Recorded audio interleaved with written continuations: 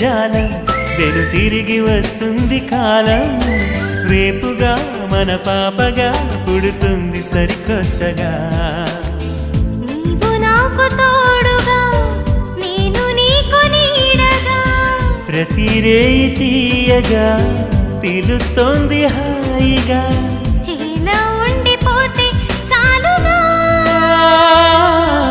నువ్వంటే నాకిష్టమని అన్నది నా ప్రతి శ్వాస